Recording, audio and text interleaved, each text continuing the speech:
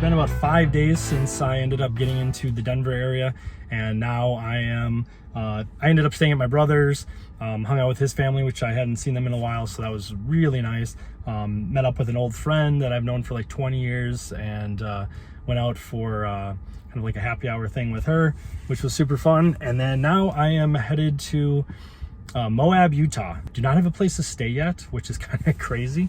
I'm gonna look on the way. There's probably not gonna be anything tonight that I can get, but maybe tomorrow if I wanted to get like a campground or something. I definitely want to check out like the arches and then kind of just spend the next 3 or 4 days around that. And then after that, I'm headed down next week into kind of toward the Flagstaff, well actually to Sedona, Arizona, to camp for about 4 or 5 days with a buddy from Minneapolis and who now lives in Scottsdale with him and his family. So that should be pretty fun. Getting little things planned along the way. I'll definitely be hitting up Vegas for a week or two, and then you know, heading up toward Yellowstone and Glacier and all that stuff. So those are all gonna be pretty fun trips coming up in the next few months. But right now, just now leaving the Denver area, headed to Moab, Utah. I think we're looking at around, let's see here. We are looking at approximately, it's about a 6.5 hour drive. It's actually like a 5.5 hour drive, but with charging included in, it ends up being closer to a like a 6.5 hour drive. I'm first going to Glenwood Springs, which is right there. And it's about, looks like about halfway or a little bit more than halfway. Moab is right here.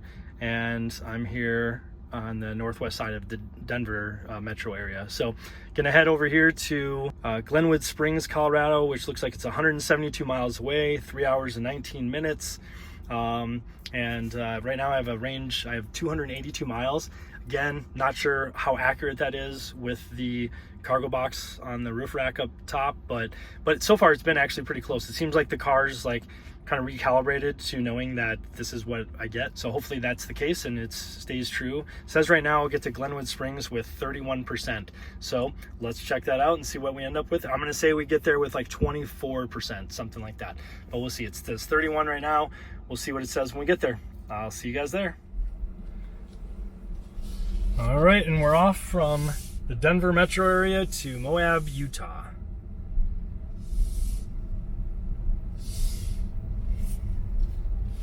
In 500 feet, turn right onto McCaslin Boulevard. Now turn right to take the US 36 East ramp.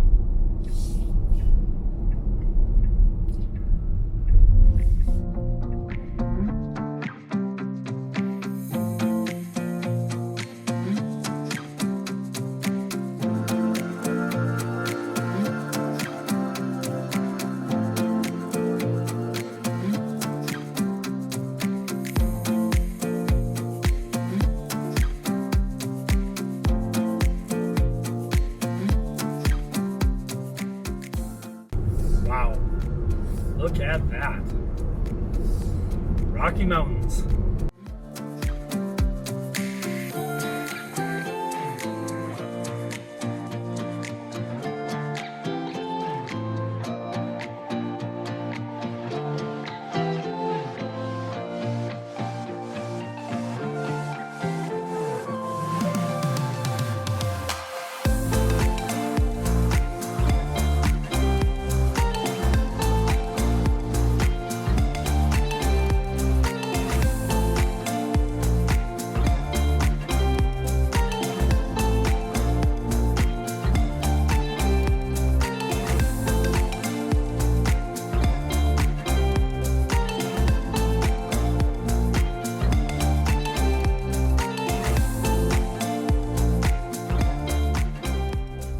All right, so we are sitting here, I don't know, hour outside west of Denver in the mountains in bumper to bumper traffic.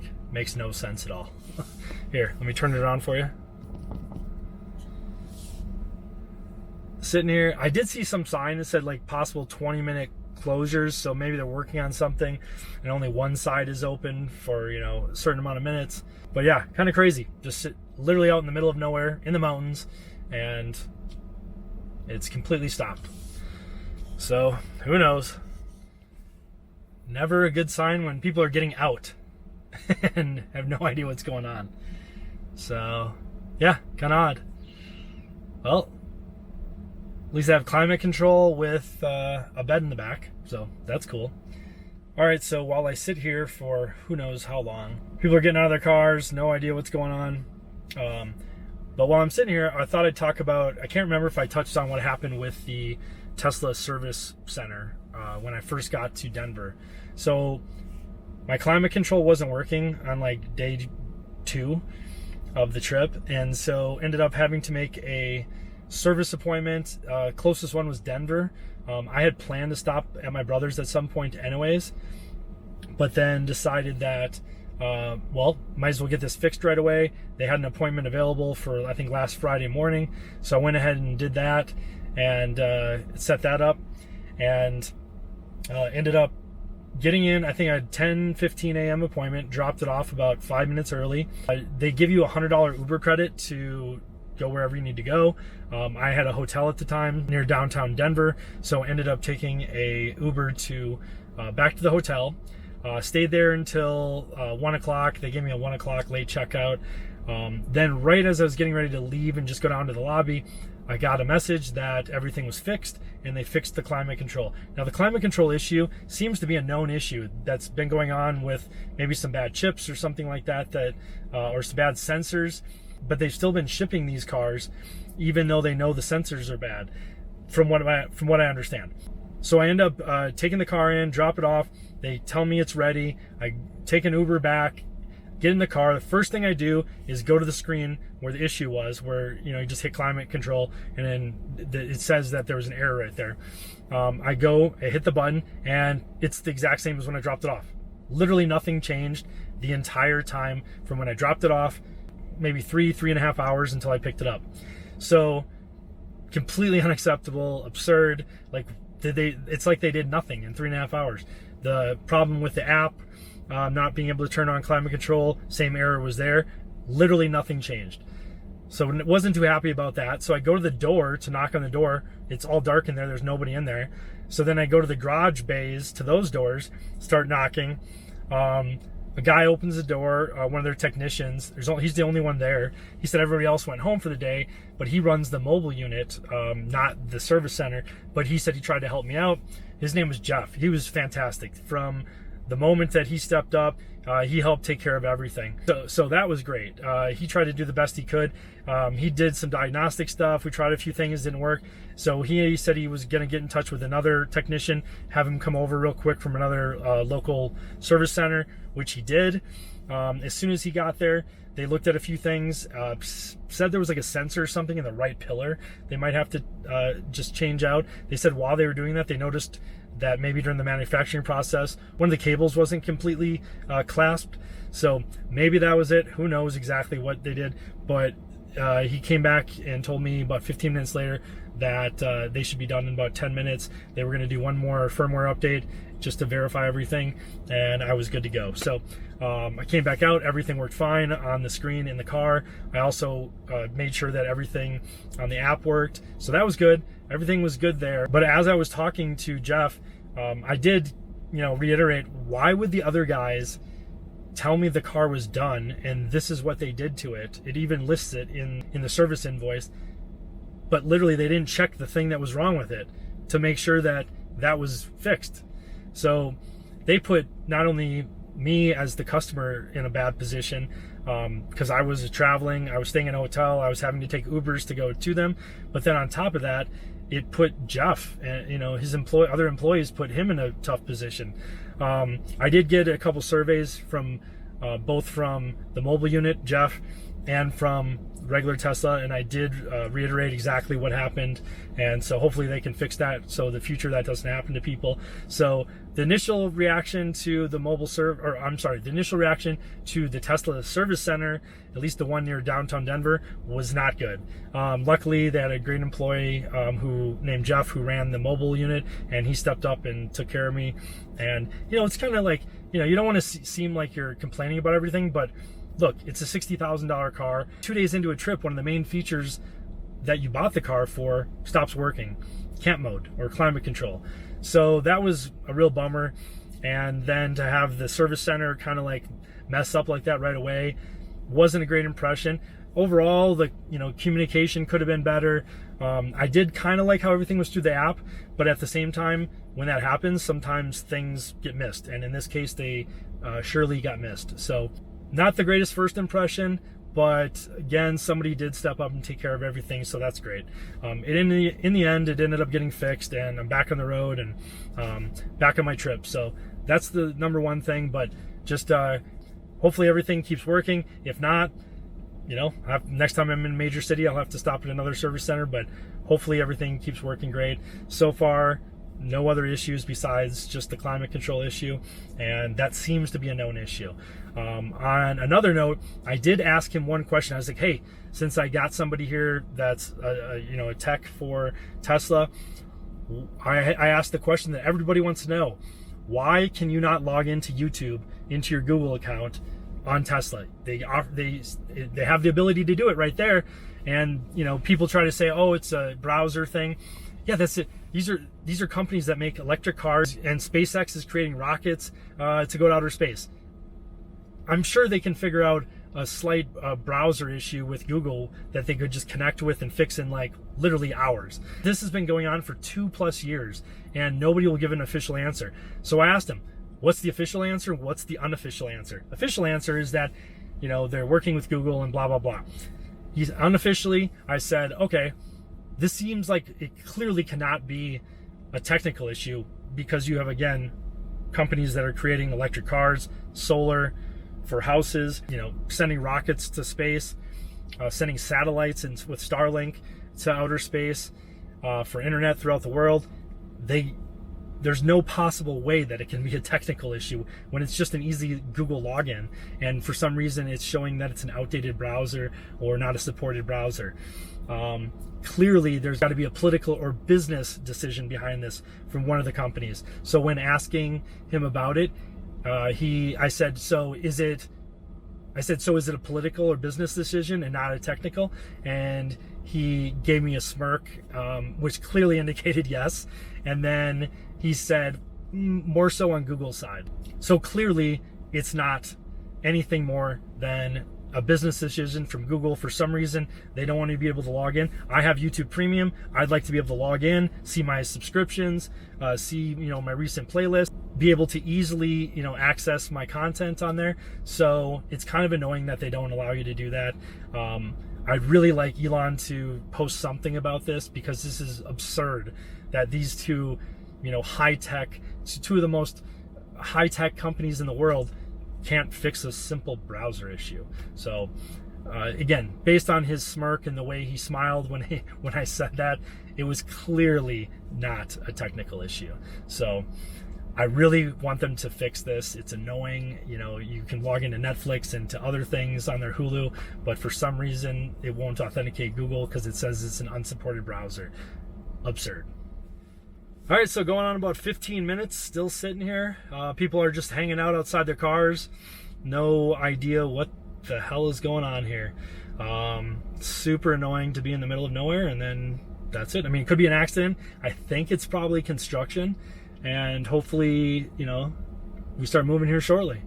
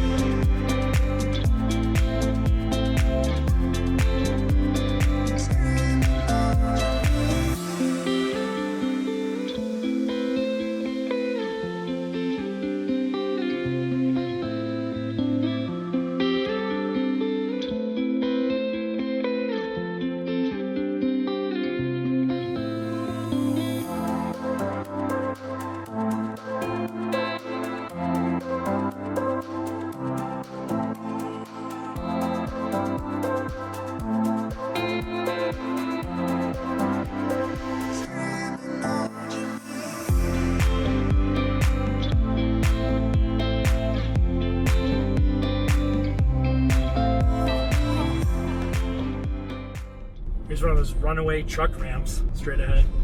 Wild. Imagine hitting that with like full speed.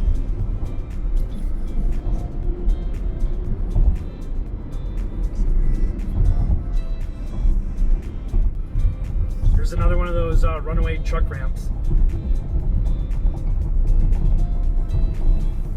Imagine how scary that would be. In a truck with no brakes. I mean, crazy.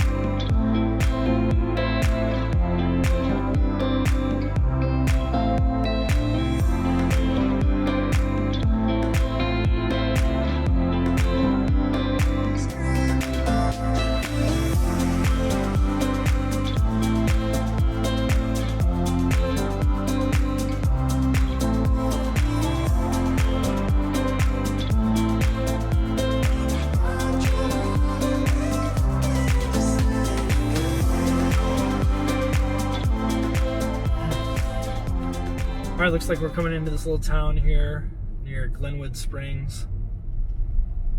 A cool little western town. Yeah, definitely started feeling like Young Guns, Doc Holliday, Tombstone. Everything, topography totally changed, and now it's like definitely more of like the Wild West of what you think.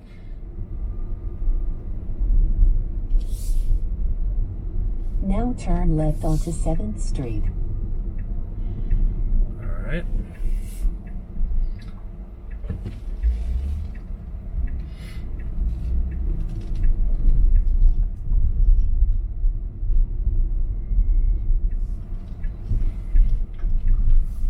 Alright, there they are straight ahead on the left. I see one, looks like Model 3 charging.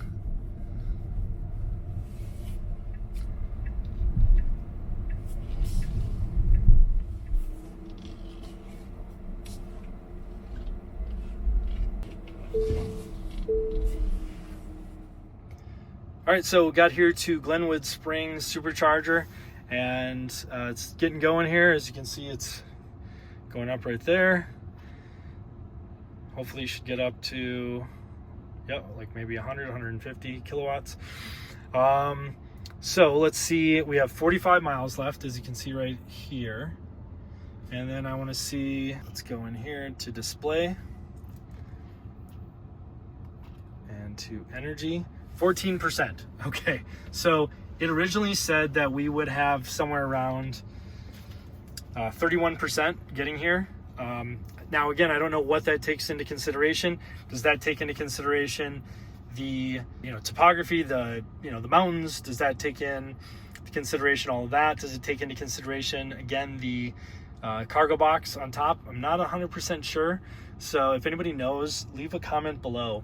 I believe it does take into consideration like the mountains, and I feel like the car is slowly learning, the range and stuff like that with the cargo box on top. If it's supposed to do that or what, but got here with like 14%. It said we would get here with 31. I figured it'd be like 24. So somewhere in the middle there. I always want to leave myself a little bit of cushion, especially when I have the cargo box. Without it, I could probably go down to under 3-4% and feel pretty confident about it. But I do not feel real confident when you're talking about mountains and the cargo box. So nonetheless, got here. I'm gonna charge up. Says we have an hour charge if we wanted to charge all the way up. We're definitely not going to do that. Moab, Utah, it's only 3 stalls there and 120 kilowatt, but that's kind of the area we're going anyways. So 136 miles. Yeah, says we should charge for about 30 minutes right now. So we'll hang out here and I'll update you guys if anything on there changes. Not a bad spot for a charger.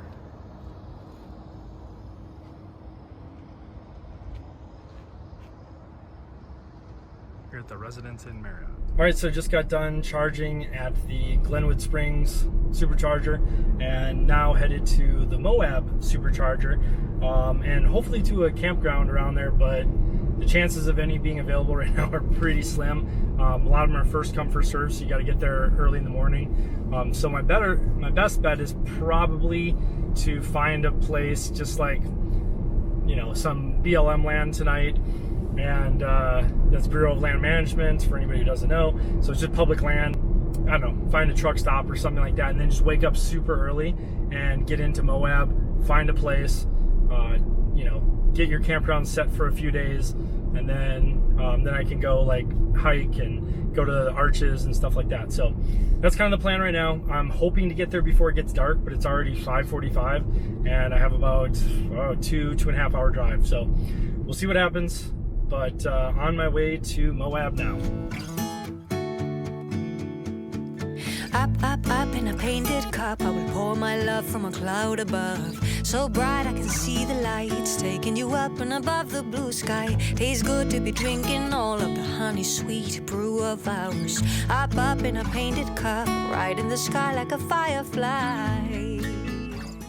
I'm gonna probably stop actually in Grand Junction and try to decide what I'm gonna do, because it's, as you can see, the sun is starting to go down. It's 6:36 right now, and I'm kind of like thinking that I won't make it to Moab for like 2 hours, or a little less than 2 hours. So it's going to be 8:30 by the time I get there, and so it'll be dark and trying to find a spot. So I think I'll probably just look around Grand Junction tonight, wake up super early, and then head to Moab like around leave around 5 or 6 in the morning.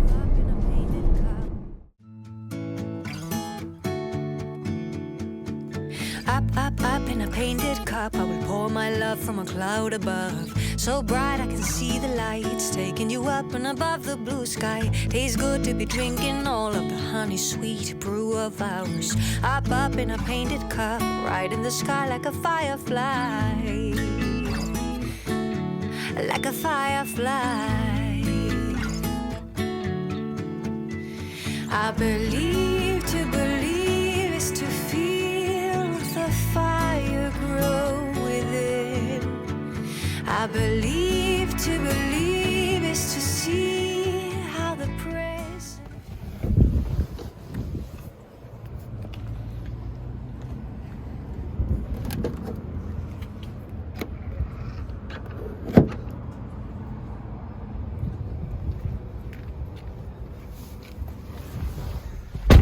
All right, so we're charging here in Grand Junction, Colorado. Decided to stop. It would have left me with about 10% if I went on to Moab, but then decided that I didn't want to risk that, especially getting in at night and stuff. And so I think I'm going to look around here for some campsites, either on public land, BLM land, or maybe on something like just a regular paid campground. I'm not going to wait 45 minutes, probably about 15 or 20, and then head on to either a campground or Moab. But I'll keep you posted. Still got 183 miles. So yeah, we'll probably just charge about 15 or 20 minutes and then go on to wherever we're going to stay for the night.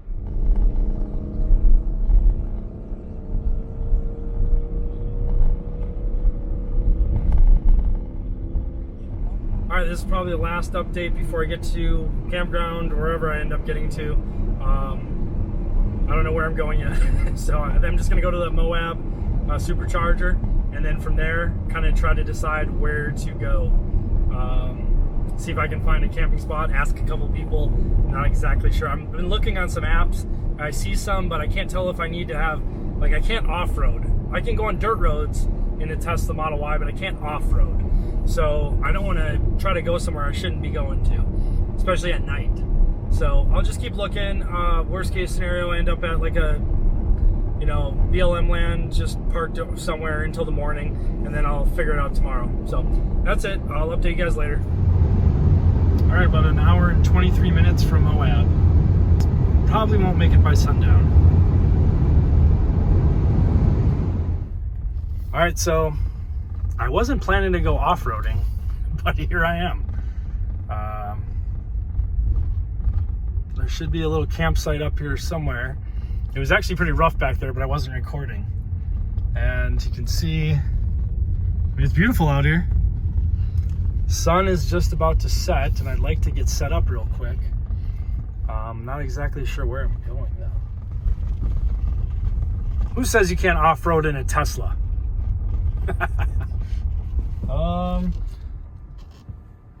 I think, I'm wondering if that's where I should go right there. I think that's probably, well, let's go a little farther. See if there's any other spots up here. Called Jufla's Campground. Who says a Tesla can't off-road?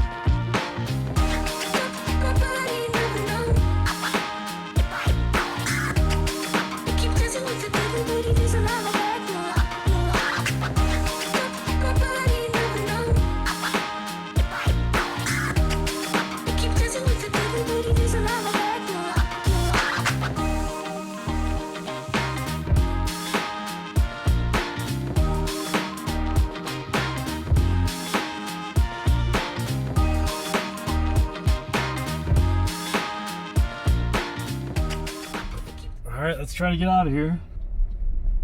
It was probably a little bit more off-road than I wanted to do, but I mean, look at these views. How can you complain about waking up to that? This is actually where I parked last night, just to the left of this guy with the Sprinter here. I thought it was a Winnebago, but it was not. So ended up parking there.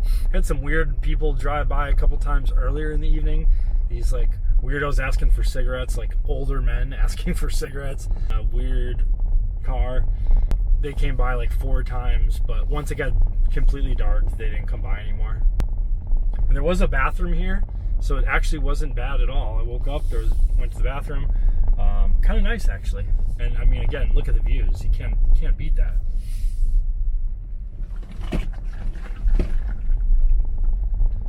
I definitely have to get my camping situation under control, because when I can't take everything out and I'm just like stopping somewhere for the night, it was terrible as far as like trying to get everything situated.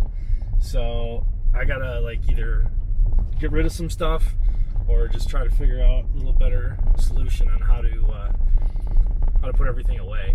I think I have to put more stuff up top, which will be easier once I go to a regular campground, because I'll put out the tables and the screened-in tent, and probably the solar panels. So a lot of the stuff that's up there won't be up there anymore. Yeah, as you can see, it's a little off-road here. It wasn't bad though. Got here right before dark last night.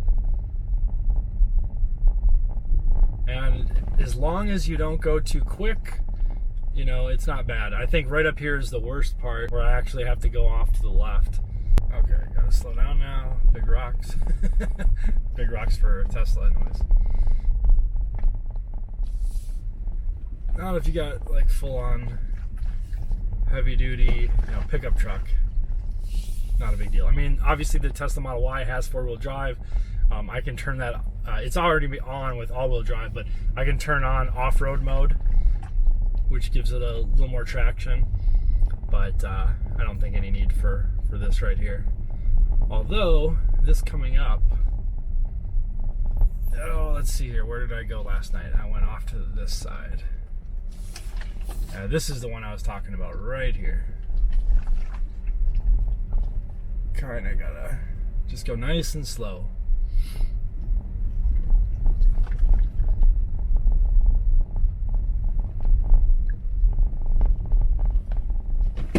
Yep. Oh. Still not bad though. It handled. Obviously an air suspension would be a little bit better right now, but oh well. Still works. Worth the views for sure. I believe I go left here, yeah. It was like just getting dark when I came in last night, so I had like 20 minutes to kind of get everything set. I believe I just keep following this out. Yep, this comes right back out to the road, and then that'll get you right onto I-70.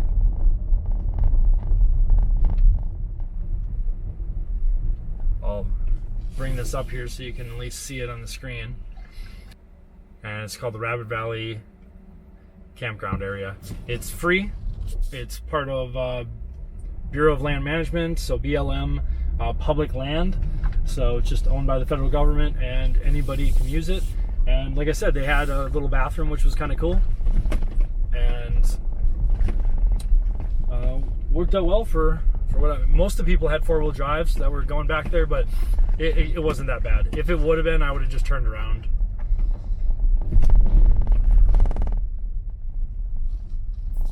But even this trucker picked a better spot to camp than just a truck stop.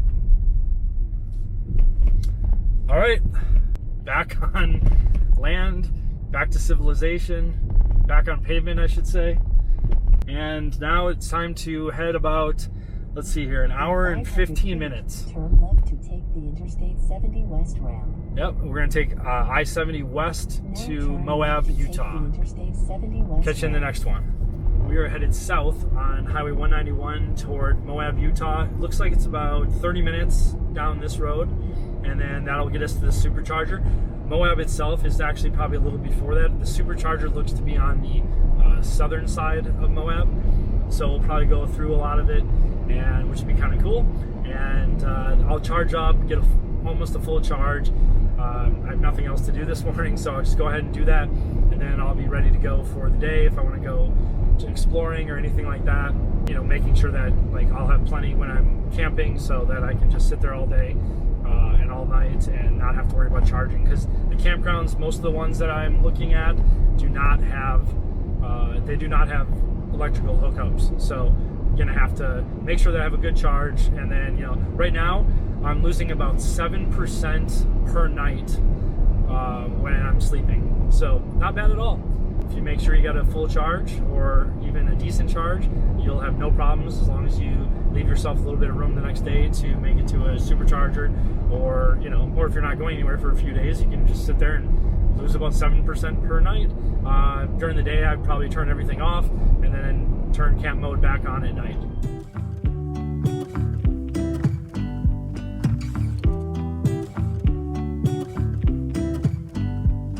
I pull into your driveway, it's a Saturday night. You look like $1,000,000 wearing that dress I like. You're smiling, but there's something missing in your eyes. Girl, I can tell that you have something on your mind. But I will make you forget all your sorrows. Let go like there's no tomorrow. Let's have a drink, just relax, all your problems will fade. If you're ready for a good time, count on me. Alright, so going here into the Moab Tesla Supercharger. Find it here. Should be up here on the left, not too far. I see him. Your destination is on the left. All right. Moab, Utah, Tesla Supercharger. And nobody here right now, so that's cool. Only 4 stalls.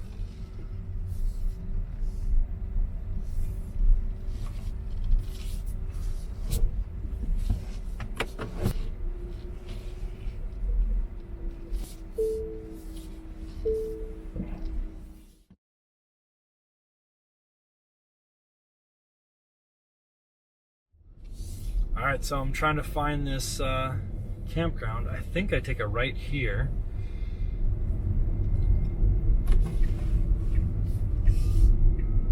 Now turn right onto Utah 128. Yep.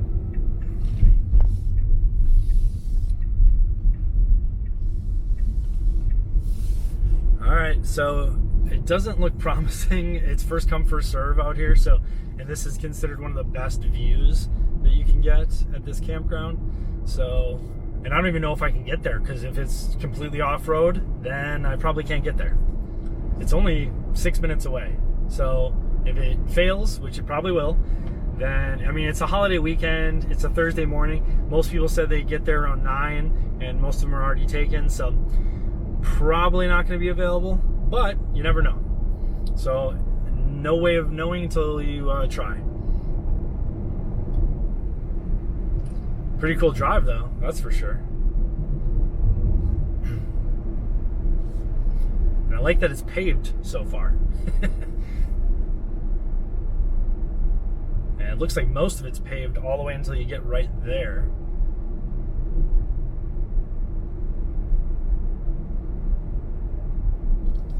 Alright, Colorado Riverway Recreation Area. Actually looks like there's some spots there. So I might stop at that on the way back if something up here is taken.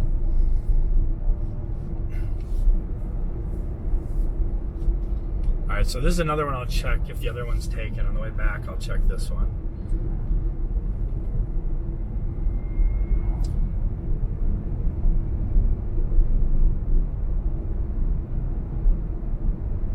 Man, you cannot beat these views.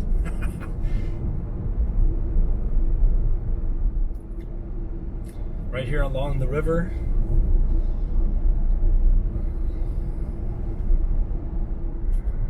In 1 mile, your destination will be on the left.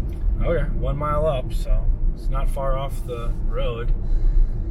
Again, chances are slim. We'll see. Oh yeah, look at all the people out there on the river. On the boats.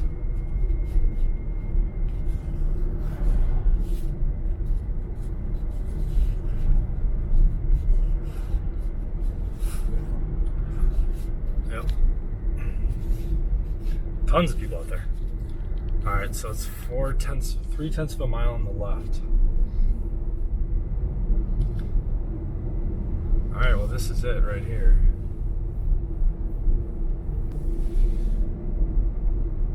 I think I see a spot. Are you kidding me? Now your destination is on the left. Holy crap. I see a spot.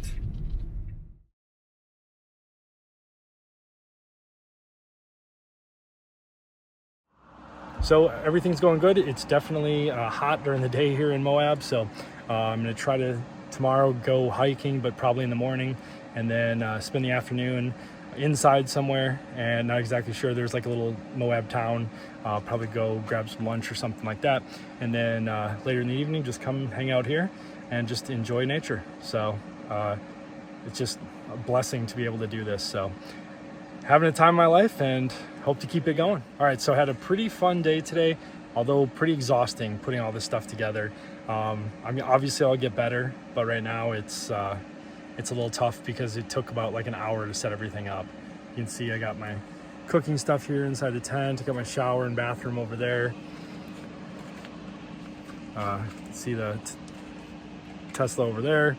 So, and then I got the bed going inside that. And so with camp mode on, so it was all a pretty big process trying to figure out what will fit up in the cargo box and what won't, what will fit in the sub trunk, what won't, things like that. So just kind of finding the place for everything is, you know, has been a little bit of a challenge. But as you can see, I got dinner going, making a little chicken and rice, and should be done here probably in about 20 minutes. Got the Jackery 1500 going, got the Ninja air fryer, and gonna boil some water for some rice. All right, so here in Moab, and as you can see, right on the water, it's like incredible views right here. And I'm inside. I have a little tent thing that I put up, and see I got my air fryer going. I guess this is glamping, but why not? I mean, got all sorts of technology here when I use it. So here's the Jackery 1500. It's putting out 1,223 watts right now. And but yeah, you got the Ninja going. As soon as that's done, I'll have the hot water going here on the portable stove here. And then it should be about 20-25 minutes. I'll have a nice meal. Just cooking up some chicken and rice tonight. Nothing too crazy, but yeah, nice little setup, right? All right, so just about halfway done cooking dinner here. You can see I got 77%. I think it started with like 95%. So about 18% gone since I've been cooking. Putting out a little over 1,200 watts. And you can see, looking good. Should be done probably in about 10 minutes. And then I'll cook up some rice here and have some chicken, like stir fry type. Simple, but definitely one of my favorites. So Jackery is doing an awesome job, no problem powering the Ninja. And then this is even, I think even about half the wattage of the Ninja. So that shouldn't be any problem. And looks like it's probably gonna use up maybe 20-25% on the Ninja. That's not a problem, because then tomorrow I will hook up the solar panels right here, and it's sunny all day long here, and they'll power right up in probably about an hour or two, and it'll be right back to 100%, and I can power my MacBook, iPhone, Apple Watch, every device I have, including cooking. If you are considering getting a Jackery, I'd say if you're gonna use anything like cooking stuff, definitely go with at least a 1500. That's anything smaller isn't gonna probably handle your needs. I also have like a blender and stuff like that, so those things put out a lot of watts. And if you are interested in getting one, I will put my affiliate link for Amazon below. I might have one for Jackery too, I'll check that out. But I think right now they're running like 10% off, but if you use my link, and you will be supporting the channel. I appreciate it if you do, and let me know in the comments section below if you have any questions. All right, let's check on the chicken. About 4 minutes left. Looking perfect. A couple more minutes and then it should be good, and I'll get the water going here. I don't want to do them both at the same time. I don't want to overload the Jackery. All right, so chicken is done in the Ninja, and now we're just boiling up some water here using this hot plate, and it's only using 740 watts, so not bad. And I got 62% left. Started with about 95%. So a full meal will probably end up taking around 50% the Jackery 1500. and that's to be expected. These are 2 high wattage appliances. So yeah, I'll probably end up taking about 50%, and that's cool because then tomorrow, like I said, in the morning, I will put out the solar panels and it'll be good to go. So every day, just, you know, recharge it and it's good to go by the end of the day. Yep, so rice is done and chicken is done, and Jackery's down to 51%, so right about what I thought, even actually a little better. I just think it's so cool that you can be out here in middle of nowhere in Moab, Utah, and cook like you're at home. Have all the appliances and things you need, but yet they're small enough and portable enough to go with you. All right, so getting a little dark now. Got dark pretty quick, but I got my chicken and rice there. I think tomorrow, if I make that again, I'll throw some veggies in. Little setup here worked great. These lightweight tables too, I got on Amazon. They're only like 9 and like 6 pounds, something like that. They're super light, but super durable, just really like hollow aluminum. But yeah, great find. And then all of these hefty plastic containers, I should say, got those at Target. And the chair, got that through Amazon. It's a Coleman. It's got a little thing on the right there for a cup that I'm using for the containers. But yeah, overall, everything ended up working out pretty good. All right, so got dinner done and ready to eat now. So gonna do that, probably watch a movie or something like that in the back of the Tesla, and then probably hit the hay. So thanks for joining me on this journey, and plan to probably put out 1 or 2 videos a week. As of right now, plan to be traveling throughout the western side of the United States, probably for the next 3 to 4 months at least. Feel free to subscribe. All right, apparently the show's over. The light won't stay on, so I'm gonna eat some food, watch a movie, get some rest, and then I'm gonna hit the Arches National Park hike tomorrow, and that looks pretty amazing. So looking forward to that. Have a great night, and thanks again for watching. All right, so last night was not too bad. Let's see. Got about 4 inches of mattress, so it's not bad at all. And total climate control, so don't have to worry about temperature changes or anything like that. Just stays around 67 degrees at night, and it's pretty comfortable. So, okay, so just a little update on camp mode. As you can see, I have, if I can ever get it to focus, I have 63% right now. At 4:40 yesterday, I did a video and I had 82%. So it was a 19% loss in approximately 16 hours, somewhere around there. So just slightly more than 1% per hour. Now, I'm gonna say that these are kind of unusual conditions in the sense that Moab's like in the mid 90s during the day, and all the way, it was in the 90s all the way up until about 7 o'clock last night, 7:30. So it's kind of a little of an unfair comparison, like compared to normal conditions. I mean, if it's like 75 and sunny out and it gets down into like the 50s at night and stuff, it's not going to be that drastic. But yeah, so you're looking at slightly over 1% per hour. And I'm camping, so I had it running the whole time, even during the day. I had it nice and cool in here if I wanted to come in. I took a little nap for like an hour. So super good. And luckily here in Moab, the Supercharger is only let's see, it's about maybe 15-minute drive from where I'm camping here along the river. So you can see it right out there. Like, great view, obviously, wake up to every morning. And so, yeah, I mean, at, just slightly over 1% per hour, not that big of a deal. I'm gonna run actually over to the Supercharger now. I'm gonna go grab a few things to eat, and a few supplies for the day. And then, obviously having a Supercharger close by would be ideal. Not always going to happen, but you can use camp mode all the way down to 20%. So I had plenty left. I could have probably done another day and a half, 2 days maybe even, and been fine. So so overall, camp mode's great. Keeps things nice and cool in here. Definitely suggest get the Evanex sun shield.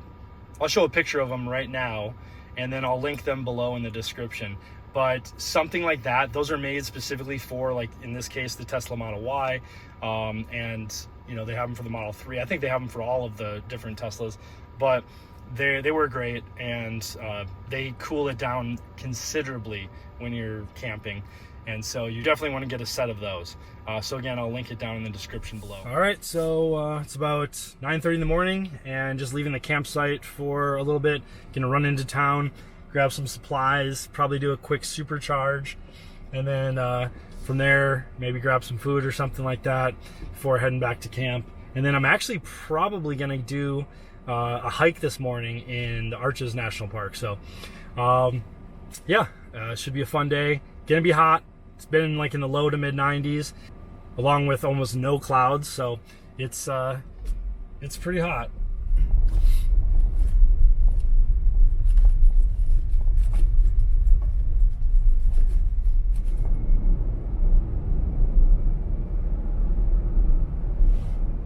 So right now it's about 9:30, and this is like the prime time when everybody is looking for campsites. So you have to make sure that yours is, you know, it's well known that yours is taken. You know, you need to leave some stuff there. I have my tent. I have like just a screened-in tent, and with my cooking stuff, I took my cooking stuff, any of the more valuable stuff, and it's either up top or in the back. And then left some of the tables, which I actually put a little lock on, so they're all kind of puts them all together. So it'd be a real hassle for anybody if they were to go around and steal. 99% of any campers around here would never touch anything from another camper, but there are some weirdos that, you know, you'll occasionally see going around that they're not camping, they're just looking to cause trouble. So right now, yeah, it's prime time when everybody's looking for it. So like every single campsite, there's, you know, usually like 6 or 7 different sites in one, and you'll see people just come in for basically from about 8 o'clock until about 11 a.m. where they'll just go through and everybody's just looking. It's the same thing I did yesterday. I was just looking for a spot that was available, and I just happened to come across where somebody had just left, and so I snagged it, reserved it for, you just fill out a little piece of paper, put cash, drop it in the box, and it was $20 per night here, and I did 3 nights, and you know, if I end up wanting to leave early, it's, you know, $20 loss, so not a big deal. And if I want to stay later, I have until noon to put in for the next day, if I wanted to stay for Monday, which is a holiday. So yep, gonna head into town, grab a few supplies, charge, and do all that stuff, and then probably go on a hike later this morning before it gets too hot, and get that in, then come back to the camp, probably grab some lunch, make some lunch, and then who knows, I guess just sit back and relax and enjoy the views. So one thing I forgot to mention is that right here along the river in Moab, there's no cell service at all. Now, I have T-Mobile, so that may vary, you know, with Verizon and AT&T, but from what I saw on Campendium, the Campendium app, other people said the same thing. There was little to no service. You're here in the middle of the rocks, so there's just no signal down here. Kind of wish they would put a tower out here, but nonetheless, you should be out camping, enjoying the outdoors anyways. So that's just kind of their way, I guess, of telling you that. That's another reason, you know, running into town every day, even for just, you know, like a quick minute, just kind of makes sense. Just go in, you know, if you have to check work emails or, you know, check stocks or whatever else you got to do, Bitcoin, whatever, then at least, you know, you can do that.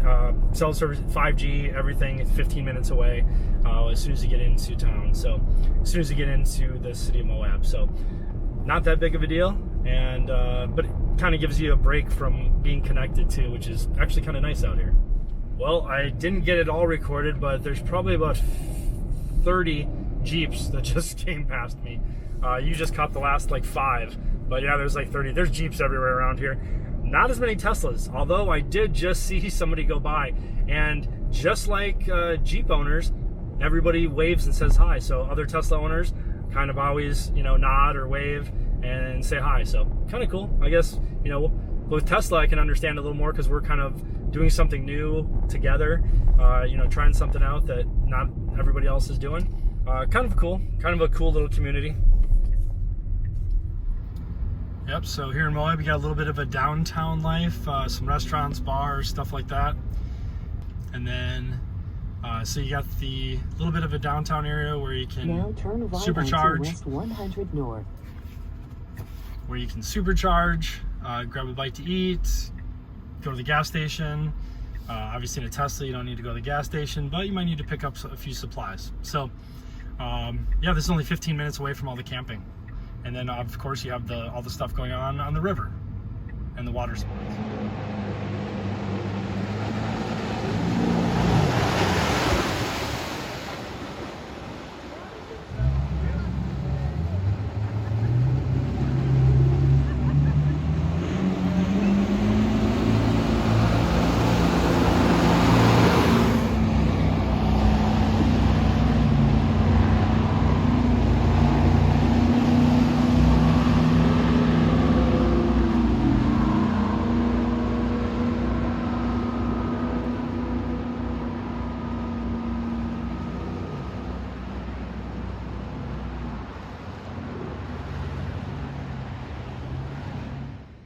All right, so I just plugged in the Jackery.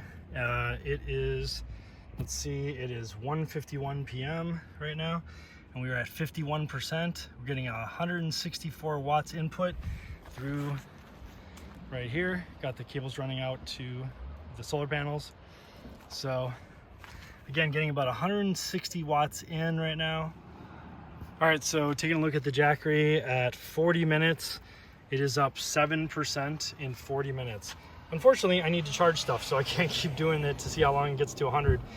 We kind of can do the math. It probably slows down a little bit as it gets up toward 100%. But I'll probably do, when I have more time and don't need to charge stuff that day, I'll probably do another test when I do the review. So, but yeah, 7% in 40 minutes with just the 200 watt panels. So not bad. And I'm gonna probably end up cooking some stuff for like a late lunch today too, make some brats and things like that. So should be good to go, and use it while it's charging too. So there, it just went up 8% now. So yeah, pretty efficient, and can plug everything you need to into it. It's been about a little over 3 hours. It's only at 78%, but I ended up actually charging my MacBook Air all the way up. So it was down to like 30 or 40%. Charged that all the way up. Charged a flashlight. Charged a camping light, and charged my cell phone, my iPhone, and was still taking in 165 watts. The output, I was probably using, like 100, 150 watts, or probably about 100. But so it still had a plus of like 50 or 60 watts. So it was still charging slowly, even though I was using it. So as you can see, now I just adjusted it for the sun. As you can see, the sun's right up there. And so just angle it properly. And yeah, it's getting in like 150, 160. So it's been great.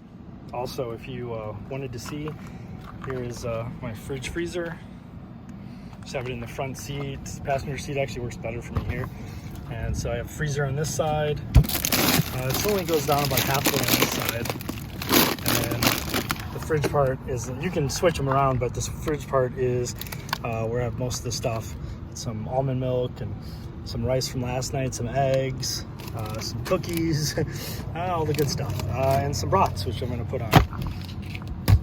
So, close that up. Good to go. All right, so brats are done, and look pretty good. Took about, 8-9 minutes, that's it. Only about 3 or 4 or 5%. So not bad at all, and still charging. Sun's still got it, still at 71%, so it'll keep going up from there. Should have it at 100% by the end of the evening.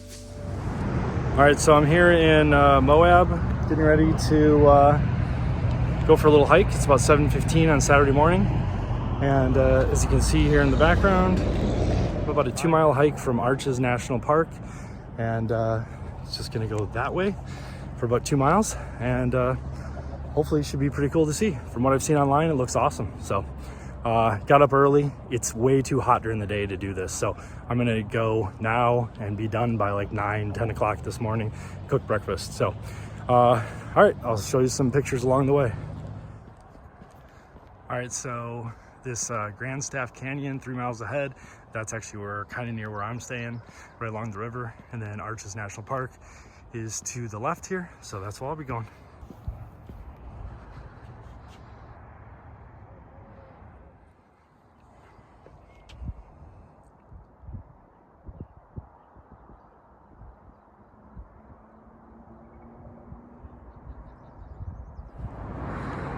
All right, well, scratch that.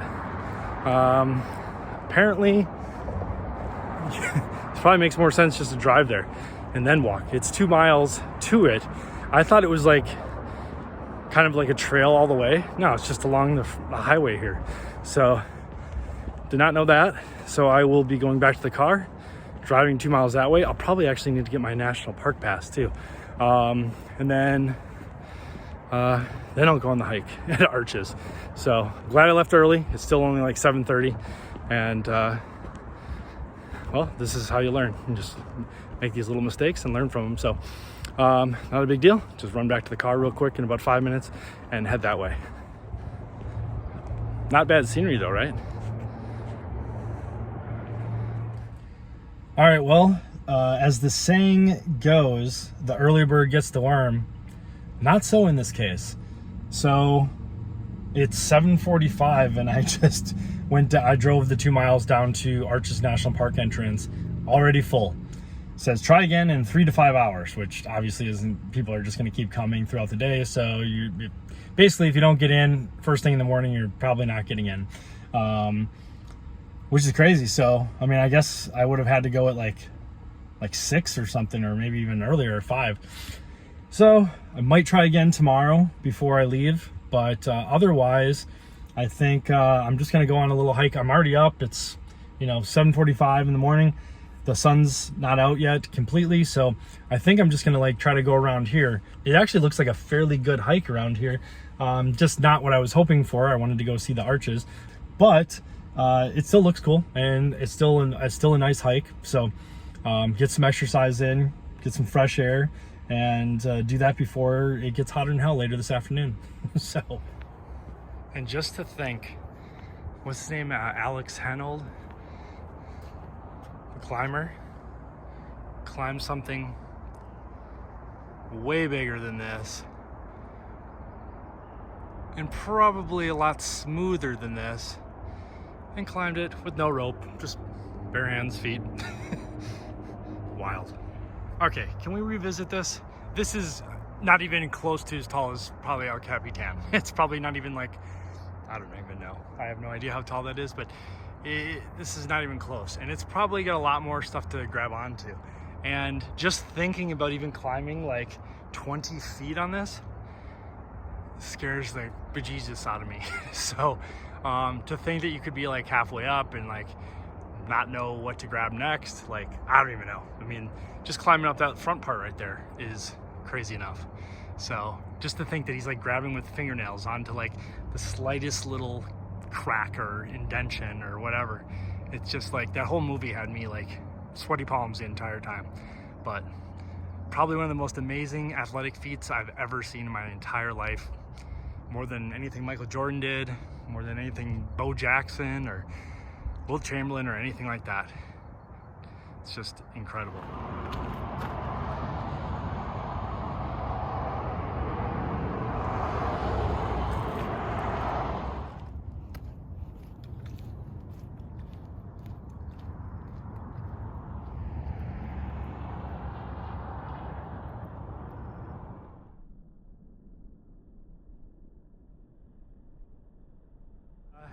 Talked to I guess, I don't know if it's a ranger or what they are there, but talked to somebody from the National Park Service, and they told me I could walk up, but the first kind of scenic area is about 2 miles in, and you got to walk on the road uphill. So that didn't seem too safe or too fun. So I've already got 2.5 miles in, I got 2.5 miles back, so that didn't make a lot of sense. So now I'm on my I wouldn't say it's a walk of shame, but a little bit. Not like the old days though. Feel a lot better, that's for sure. So just headed back. I'm gonna just walk down the bike path another 2.5 miles back. I might try again later and just try to drive in, and then I need to get my national park pass anyways. So I'll probably try once or twice this afternoon when it's hot and maybe not as many people. So, or I might try tomorrow before I leave and come at like 5:30 in the morning or 6 or whatever time and get here super early. But otherwise, beautiful day out. You know, get a 5-mile hike in, not bad. Probably go make some breakfast. All right, talk to you guys later.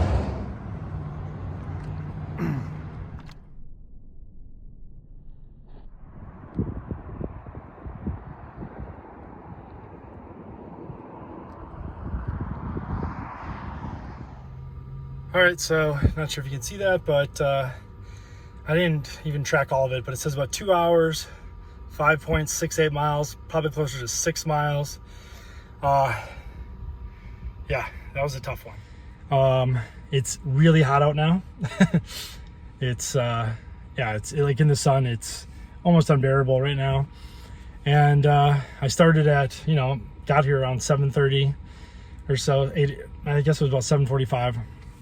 So just go back to the car. I am gonna relax in some air conditioning, probably go get some food.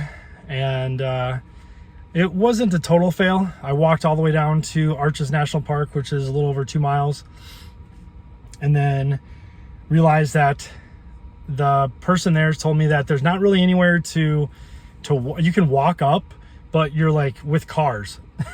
I mean, it's another 2 miles once you get there to the first scenic overlook area where you can really see stuff. That's about another 2.5 miles. So I would have added that, another 5 miles there and back. Plus I would have been fighting cars walking up and down. So kind of surprising that they don't really make it easy or accessible for people just hiking or walking. There was another couple that was going the other way toward it when I was on my way back, and they asked the same question, can you just walk in? I said, yeah, you can, but, and then I told them about the thing, and so they're like, we'll probably just walk up there and come back like you did. So I might try to drive through later, but yeah, definitely not walking. This old body can't take it anymore. So overall, it was a nice walk. Got a good 3-hour workout in this morning. Got a little sun, some fresh air, so that was good. So I guess we'll just go get some breakfast and try to relax the rest of the day. All right, later. All right, well, I'd say it's a lazy day, but it was not a lazy day at all. It was actually one of the most productive days. I just happened to do it all super early in the morning, walking almost 6 miles, or hiking all the way to Arches National Park, and then back.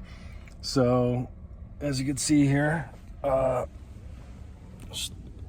chilling right now inside. It's hot. It's like 94, 95 out. So I could go jump in the water, which I may do. No more hiking today, that's for sure. And yeah, I don't know. It's definitely a long morning. My legs were feeling it, that's for sure. You can see that one up there, that one over there, and this one in the back, this in the back window. This side the sun's not on, so I've just been leaving that open so I can kind of see out. Just have some stuff in here right now, which is kind of annoying, but I guess this is Jackery back there, power and everything. Just got tons of power left still. I think it's like 75% since yesterday, and it's kind of overcast, so I'm not even gonna put the solar panels out. But yeah, I mean, I would say that like I feel like a lazy bum right now, but man, it's so hot out, and it's like that 6-mile hike drained me this morning, and now I kind of just feel like I'm just gonna sit in the air conditioning and like take a chill day, watch some movies, watch some shows. And then I think I'm gonna probably cook some food in the tent over there. And then once I'm done with that, I start packing stuff up. I'm planning to head to Vegas tomorrow morning. I'm gonna, I think it's like a six and a half hour drive or something like that. So I'm gonna head there in the morning, and then just kind of have a few days to edit some videos, and then go out to dinner, get a nice steak dinner, things like that. Maybe catch a show if they've started up again. I'm not 100% sure. So just kind of, yeah, just a few days to just relax, do laundry, and just enjoy Vegas. I've lived there on and off the last 15 years. So just a few days to like kind of catch your breath, relax a little bit, you know, regroup, and then kind of go through everything, see what worked, what didn't, what you might get rid of. And then I'm off to Sedona, Arizona with a couple friends to camp there for probably, I think 5 days. So yeah, then on to the next one. So, oh, and I forgot to add, these Evanex heat shields for the windows, awesome. Look at how they, I'll do a full review on them coming up soon, but you just pop them out, and they literally just fit right in. They have like little holes because they're supposed to have suction cups, which do come with it, but that seems like a real pain in the ass, and don't really see any reason to do that. So if you look, okay, so that's outside, hotter than hell on that side. Just take them, put the top in first, and then just kind of go like that on the bottom, and snug fit. It's great. Takes like 1 second to do. And you can see, got them in the back. I have nothing on the top because I have the cargo box up there. So, you know, there's a little light that comes in, whatever. But I've been going to bed early when you're out here and there's not a lot to do at night besides the campfire. And it's been actually too hot for that. You can see there's one in the front, or the front left window, driver's side window, and then the windshield. So overall, yeah, they work great. I'll put a link to them down in the description below, but I do have 2 more for the top here, obviously on this side too, but I have 2 big ones for the top, but apparently those you do have to use suction cups. In the back and the sides you don't have to, and since I have the cargo box up top, I doubt I'm ever going to use the ones that go on the top. So, but so far pretty great. So if you are in the market for some window covers, and the other thing too is at night, let's say you wanted to do more of a stealth thing, you could just, they're black on one side and gold on the other. I wish they were silver, but the silver ones have white on the other side, which I did not want. So when it's sunny out, you can have the gold side and see the gold side, the reflective side is out, but and the black side is in, which is great for sleeping. But if you want, you could flip them around, and then let's say you just wanted it to look, my windows are tinted anyways, but let's say you wanted it, you know, to just be like the other way, you could just go like that and it would be all black on the one side, and so it just looks super dark if anybody was to see that. But just pop it back in and good to go. And so I mean, it's totally easily, I mean, it's great to, like, if you want to take a nap during the day or anything like that. I just have climate control on, or I have camp mode on, so I have it set at like 65, 66 degrees in here. So it's nice and cool. And yeah, you can't beat these Evanex heat shield window coverings.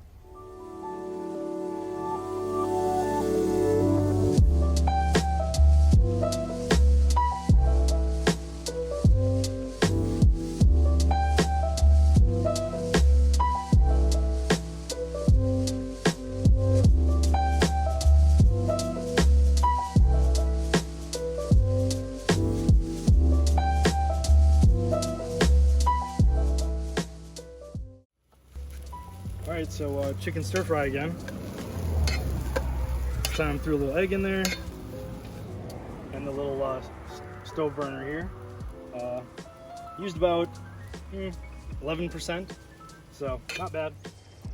Alright, and here's dinner. Again, simple. When you're on the road, sometimes simple is all you need.